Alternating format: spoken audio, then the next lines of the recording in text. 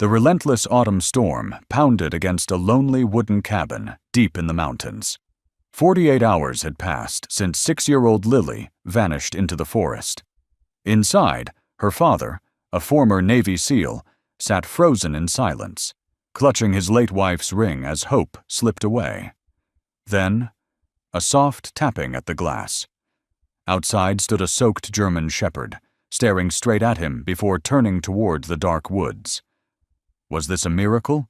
Or the beginning of something far more dangerous? Subscribe and follow for more unforgettable journeys. A relentless autumn storm pressed against the mountains, swallowing sound, light, and hope in its cold, endless rain.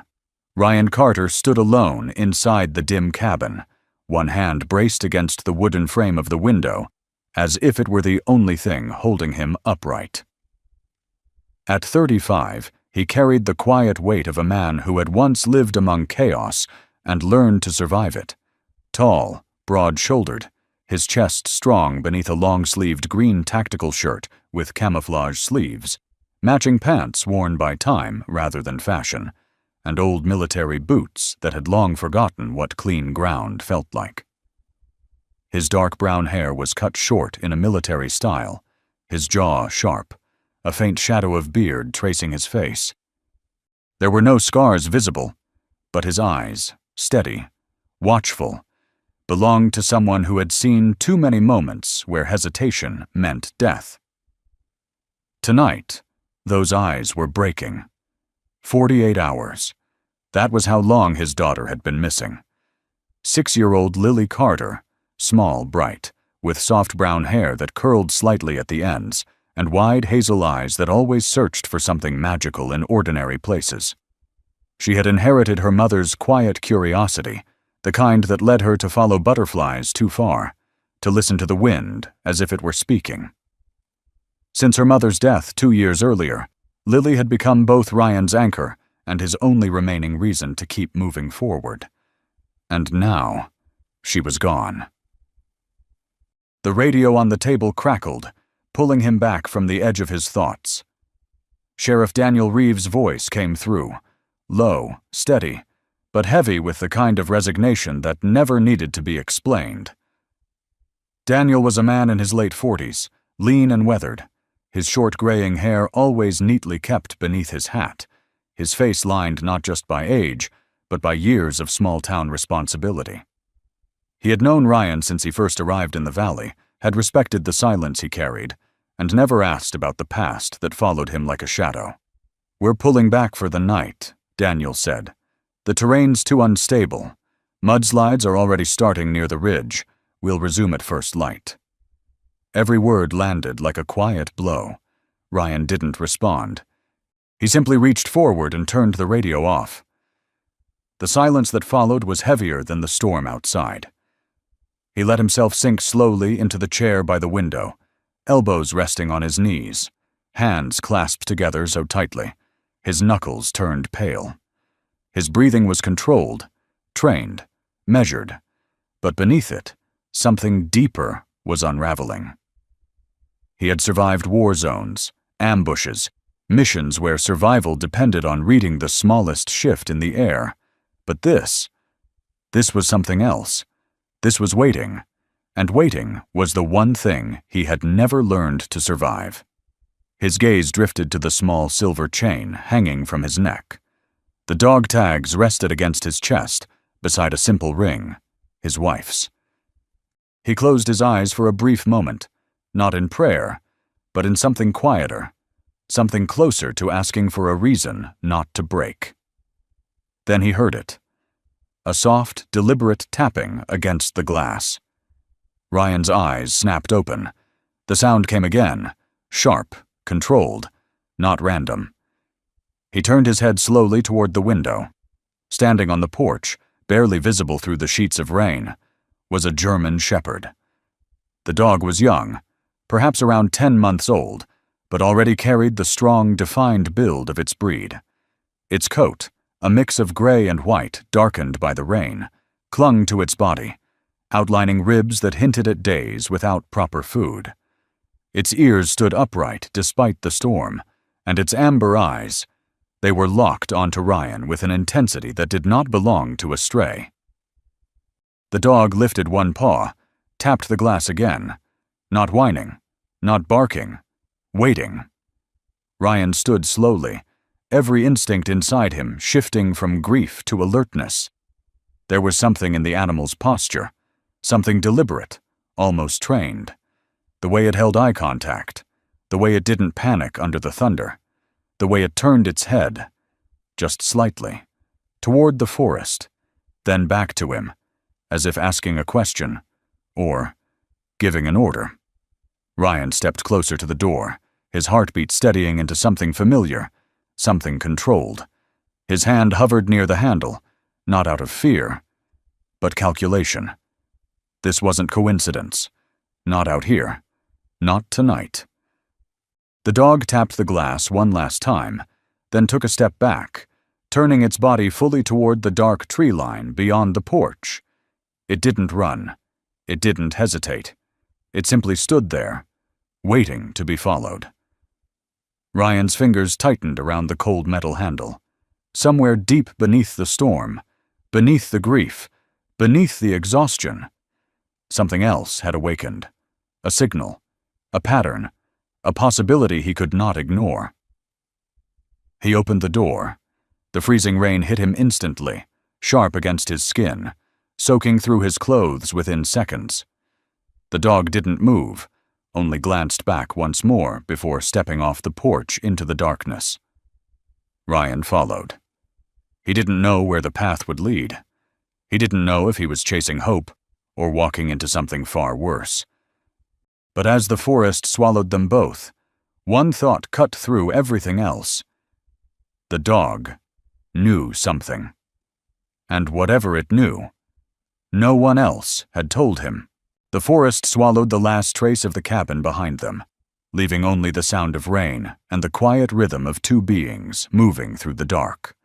Ryan Carter did not rush. He followed. Each step he took was measured, deliberate, his boots pressing into the soaked earth with controlled weight, minimizing noise out of instinct rather than necessity. Years in the Navy SEALs had carved that discipline into him. Movement was never just movement. It was awareness, calculation, survival.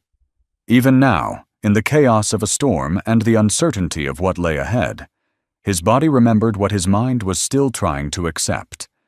This was no longer waiting. This was a mission. Ahead of him, the German shepherd moved with quiet precision. The young dog's body was lean but resilient, its muscles working beneath rain-soaked fur as it navigated the uneven terrain. It kept its nose low to the ground, pausing every so often to adjust direction, then continuing forward with renewed certainty.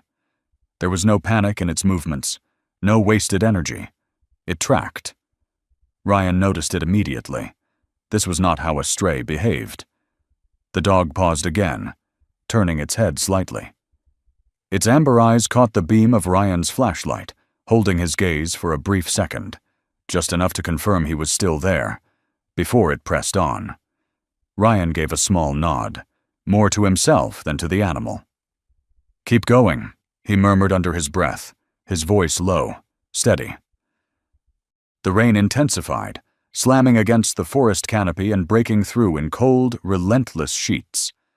Water ran down Ryan's face, soaked into his shirt, and clung to his skin like ice. But he didn't slow. The cold was irrelevant. The terrain was irrelevant. Only one thing mattered. Lily. Her name moved through his thoughts like a fragile thread holding everything together. He remembered the way she laughed at small things, the way she would tilt her head when listening, as if the world spoke in quiet secrets meant only for her. She had never been afraid of the woods. That had always worried him. Curiosity was a beautiful thing, until it led you too far. His jaw tightened. I should have gone after her sooner, he thought, the words forming with sharp, unforgiving clarity. But regret had no place here. Not now. The dog suddenly stopped. Ryan froze instinctively, his body lowering slightly, his senses sharpening. His hand tightened around the flashlight, angling the beam forward. The ground ahead shifted into a steep incline, the earth slick with mud and scattered roots. A dangerous slope. The dog stepped carefully, testing its footing before moving upward. Ryan followed, adjusting his weight, using his balance to navigate the climb. The mud tried to pull at his boots, but he moved through it with practiced control. This was familiar. Unstable terrain, limited visibility, unpredictable footing. He had trained for worse. Halfway up, the dog paused again, looking back longer this time. Not just checking, waiting. Ryan met its gaze. "I'm here," he said quietly. The dog turned and continued. They reached the top of the incline, and for a brief moment, the forest opened into a narrow clearing.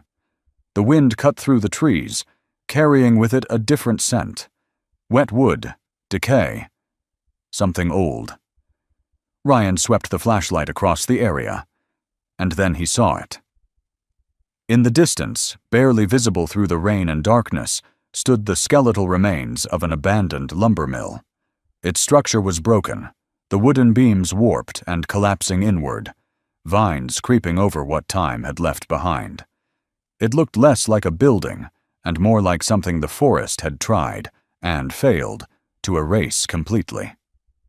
The dog moved toward it without hesitation. Ryan followed, his heartbeat steady but heavier now, each pulse echoing with a growing awareness that this place meant something. As they approached, the ground became uneven again, littered with debris and overgrowth. The beam of his flashlight flickered across broken planks, rusted metal, and thick weeds reclaiming the land. Then the light caught something small, bright, out of place. Ryan stopped. For a second, his mind refused to process what he was seeing. Then it hit him all at once. A small yellow glove, snagged on the thorns of a low blackberry bush. Lily's glove. The world seemed to narrow around that single point of color. Ryan moved forward quickly now, the control in his movement slipping just enough to reveal the desperation beneath. He reached the bush, his hands brushing against the thorns without care as he pulled the glove free.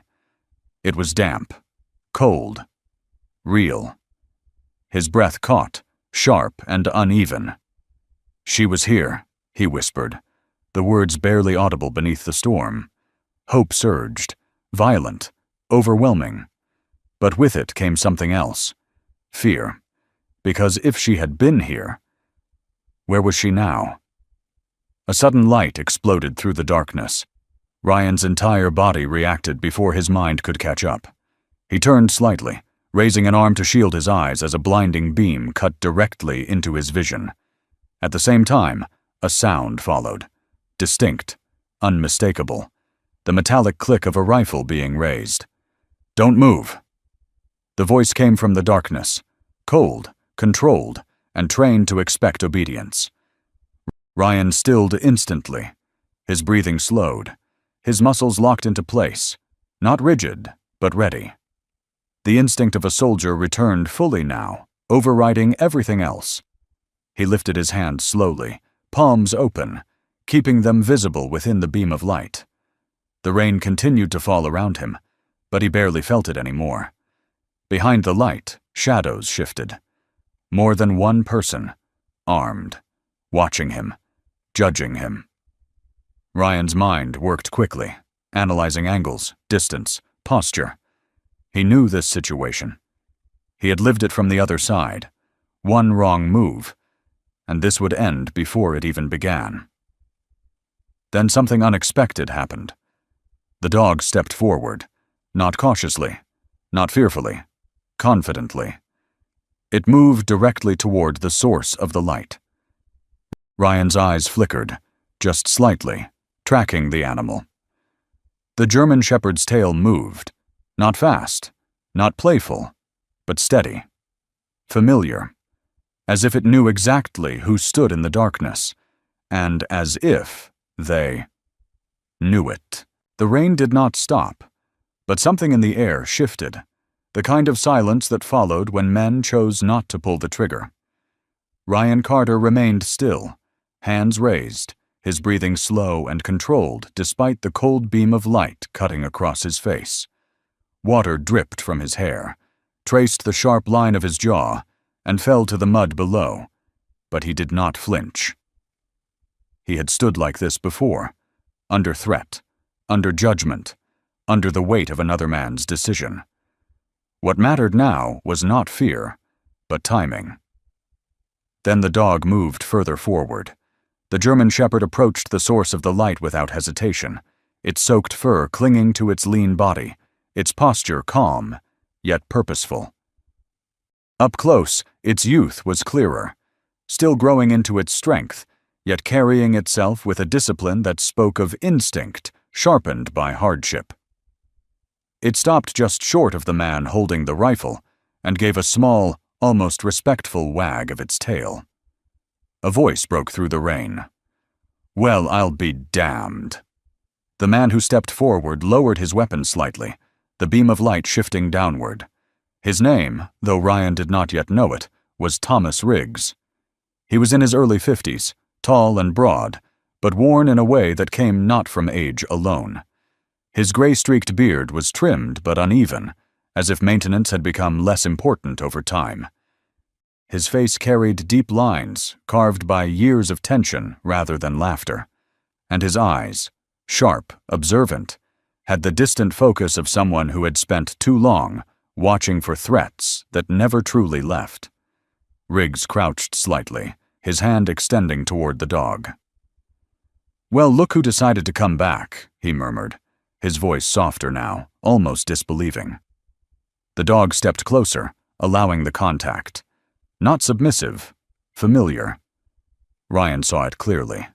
This dog belonged here. Behind Riggs, another man emerged from the shadows. He was leaner, younger, mid-30s perhaps, but his movements carried the same controlled precision. His name was Carver. His face was clean-shaven, his dark hair cut short, his posture rigid with discipline that had not yet softened with time. His eyes, however, were colder, less forgiving.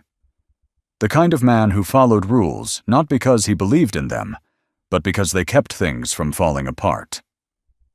Carver kept his rifle raised longer than necessary. "Who is he?" he asked, his voice low, measured. Riggs did not answer immediately. His gaze shifted from the dog to Ryan. The flashlight beam followed, settling on Ryan's chest.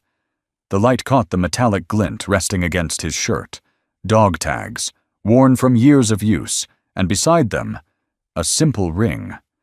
Something changed in Riggs' expression. Not trust, recognition. "He's not a threat," Riggs said quietly. Carver didn't lower his weapon right away. His jaw tightened slightly, as if weighing the risk against the instinct to act. "He came through the ridge in this storm," Carver replied. "No one does that without a reason." Ryan spoke for the first time. "My daughter is missing." His voice was steady, but beneath it was something raw, something that didn't need to be explained. "She's 6. She was out here 2 days ago." The words hung in the air, heavier than the rain. Riggs stood slowly, his posture straightening. For a moment, he said nothing, just studying Ryan's face. The exhaustion, the restraint, the quiet desperation that only showed itself in the smallest shifts of muscle and breath. Then he nodded once. "Lower it," he said to Carver. A beat passed. Then the rifle lowered. The tension didn't disappear, but it shifted, less immediate, more watchful. Riggs stepped aside slightly, gesturing toward the deeper shadows beyond the mill. "Come with us," he said. Ryan hesitated, not out of fear, but instinct. Every mission he had ever been on had taught him one thing. Stepping into the unknown was a choice that couldn't be undone. But behind that instinct was something stronger. Lily. He moved. The path they followed was not obvious. It cut behind the broken structure of the mill, through a wall of overgrown vegetation that seemed too dense to pass. Riggs pushed aside a curtain of thick ivy and damp ferns, revealing a narrow crevice in the rock, barely wide enough for a man to pass through sideways. Ryan paused only for a fraction of a second before stepping inside. The world changed immediately. The wind vanished. The sound of rain softened, muted by the stone walls. The passage twisted slightly before opening into something Ryan had not expected. A hidden basin, carved naturally into the mountain and shielded from the storm by sheer rock walls. Soft light flickered across the space, contained fires, carefully managed. Canvas tents stood in organized rows, their placement deliberate, not random. Pathways had been cleared, reinforced, supplies stacked with quiet efficiency. This was not a temporary shelter. This was a system. Ryan's eyes moved across the scene, taking in details automatically.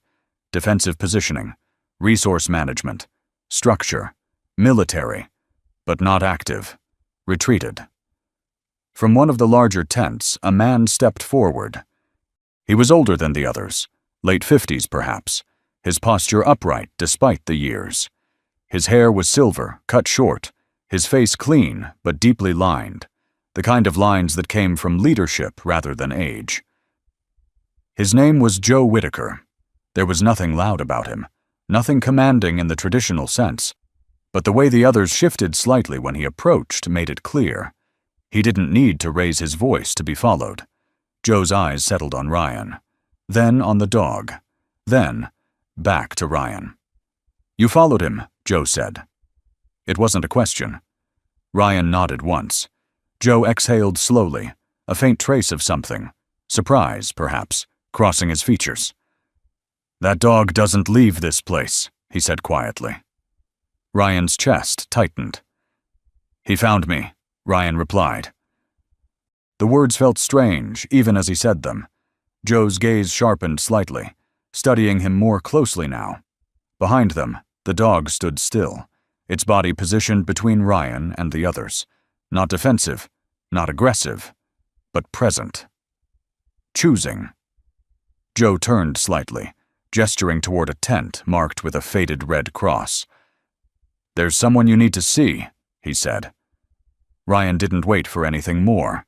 He moved forward, his steps faster now, the control slipping just enough to reveal what had been held back for too long. His hand reached for the edge of the canvas flap. For a brief moment, everything slowed. The storm, the voices, the weight of the last 48 hours pressing against that single point in time. Then he pushed it open. The moment Ryan Carter pushed through the canvas flap, the storm disappeared, not in sound, but in meaning. Inside the medical tent, the air was warm, steady, carrying the faint scent of antiseptic and damp wool.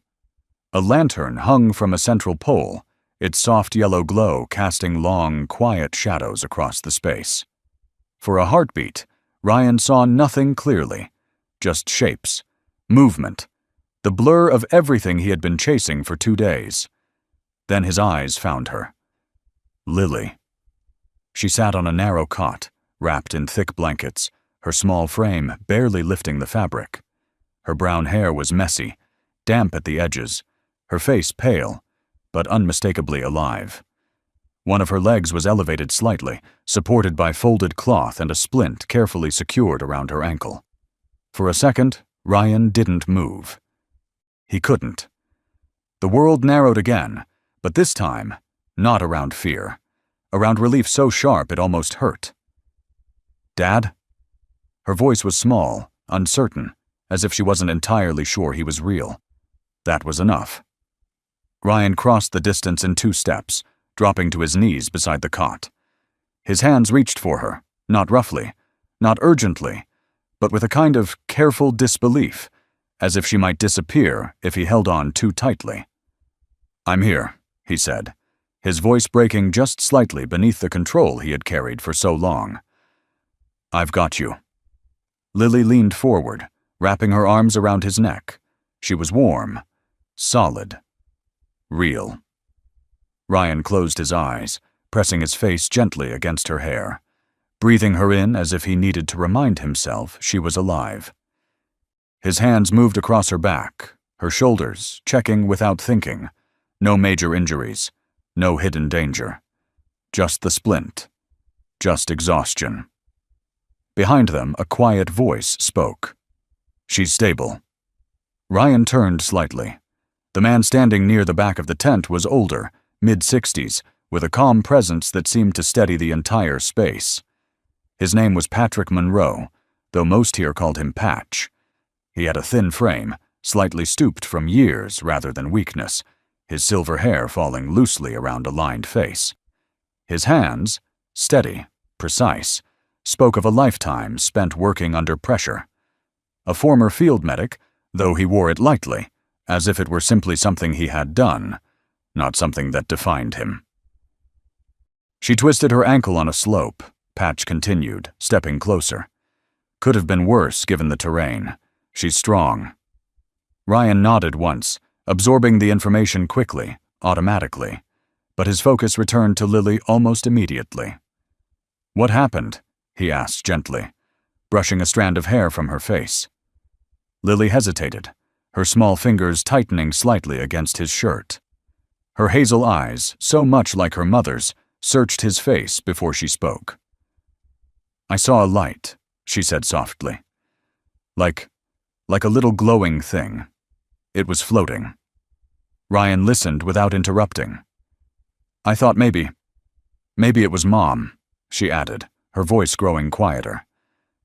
"I thought if I followed it, I could tell her something." Something inside Ryan shifted. Pain, familiar and deep, but softened by understanding. Lily had always seen the world differently. Where others saw darkness, she looked for meaning. "And then?" he asked. "I slipped," she said. "It was muddy, and I couldn't stand upright. I tried to go back, but I got lost." Her voice trembled slightly now. "I was scared." Ryan tightened his hold just enough to let her feel it. "You're okay now," he said. "You did good. You stayed strong." Behind them, movement stirred. Joe Whitaker stepped into the tent, his presence quiet but grounding. He stood near the entrance, arms loosely at his sides, observing without intrusion. "We found her near the ravine," Joe said, his voice low. "Not far from where the old logging path collapses. Another few hours out there." He didn't finish the sentence. He didn't need to. Ryan nodded once, the implication settling into him without resistance. "Thank you," he said, the words simple but carrying everything he couldn't express. Joe inclined his head slightly. "She wasn't alone," he added. Ryan's eyes shifted. The dog. As if on cue, the German shepherd moved into the tent, shaking off the last traces of rain before stepping closer. Up close, the dog seemed smaller than it had in the storm, but no less composed. Its coat, though still damp, showed its true coloring more clearly now, a soft blend of gray and white, unusual for its breed. Its eyes remained fixed, attentive, not wandering like a stray's would. Lily smiled faintly. "He stayed with me," she said, reaching down carefully to touch the dog's head. "He didn't leave." The dog leaned slightly into her hand, accepting the contact without excitement, without hesitation. Ryan watched closely. There was no uncertainty in the animal's behavior, no distance. This was not a random encounter. Joe stepped further into the light, his gaze settling on the dog. "That one showed up here a few months back," he said. "Didn't belong to anyone. Just stayed." Ryan listened. "Never left the basin," Joe continued. "Not once." A pause. "Until tonight." The weight of that settled quietly into the space. Ryan looked at the dog again, at the way it stood, not between people, not seeking direction, but positioned near Lily. Close enough to protect, far enough to choose. Patch adjusted the blanket around Lily's shoulders, his movements gentle but efficient. "She'll need rest," he said. "Ankle needs a day or two before she can put weight on it." Ryan nodded. He reached down, pulling the blanket slightly higher around Lily, his hand resting briefly against her shoulder. "I'm not going anywhere," he told her softly. She looked at him, her expression finally easing. "Okay," she whispered. Ryan exhaled slowly, something inside him settling for the first time since the storm began. But as he straightened slightly, his gaze returned once more to the dog. The animal remained where it was, its attention steady, unwavering, not waiting, not searching, staying. Morning did not arrive all at once. It unfolded slowly, like a quiet promise kept after a long night of doubt. The storm had passed, leaving behind a softened world, wet earth, mist drifting low across the valley, and a fragile stillness that felt almost sacred. Ryan Carter stood just outside his cabin, one hand resting lightly against the wooden railing, his posture relaxed in a way it had not been for days. The sharp tension that had once defined the lines of his face had eased, replaced by something quieter. Not peace, not yet, but something close enough to it that he could finally breathe without forcing himself to. Inside, through the open window, he could hear Lily's voice, soft, safe, alive. She lay on the couch, her ankle carefully wrapped and elevated, the morning light brushing gently across her face. The exhaustion from the past days still lingered in the way she moved, in the heaviness behind her eyes, but it no longer carried fear. Only recovery. Beside her, stretched along the length of the couch as if he had always belonged there, was the German Shepherd. In daylight, the dog's appearance revealed more of its story. Its gray and white coat, though still rough in places, had begun to dry and lift, showing a natural thickness beneath the wear. There were faint scars along its flank, old, healed, the kind that came from survival rather than carelessness. Its body was lean, but no longer fragile, its posture calm, grounded. Its amber eyes were half closed, not in sleep, but in quiet awareness, tracking the rhythm of Lily's breathing as if it had memorized it. Ryan watched them both from where he stood. He had seen loyalty before, in men, in moments where words were unnecessary and actions defined everything. But this was something else, something simpler, something chosen. Behind him, the sound of gravel shifting under boots broke the silence. Ryan turned slightly. Sheriff Daniel Reeves approached from the dirt path leading up to the cabin, his hat tilted low against the lingering mist. His uniform was clean, but worn, his posture steady in the way of a man who carried responsibility without complaint. His lined face held a quiet relief, though he did not rush forward or raise his voice. That wasn't his way. "She's okay?" Daniel asked, stopping a few feet away. Ryan nodded once. "She's inside." Daniel glanced toward the open window, his gaze softening briefly as he caught sight of Lily. He exhaled through his nose, a subtle release of tension that had likely been building for longer than he would ever admit. "You found her," he said. Ryan paused. There were 100 ways he could answer that, 100 details he could give. The storm, the trail, the men hidden beyond the mountain. But instead, he said simply, "Yeah." Daniel studied him for a moment longer, his eyes narrowing slightly, not in suspicion, but in recognition. He knew when a man was holding something back, but he also knew when not to ask. "Search teams are standing down," Daniel said. "We'll log it as a self-recovery. Found near the ridge, took shelter." Ryan nodded again. "Thank you." Daniel adjusted his hat slightly, then turned his attention toward the doorway. His gaze shifted, not to Ryan this time, but to the dog. The German Shepherd had moved. It now stood just inside the threshold, its body angled toward the outside world, alert but not tense.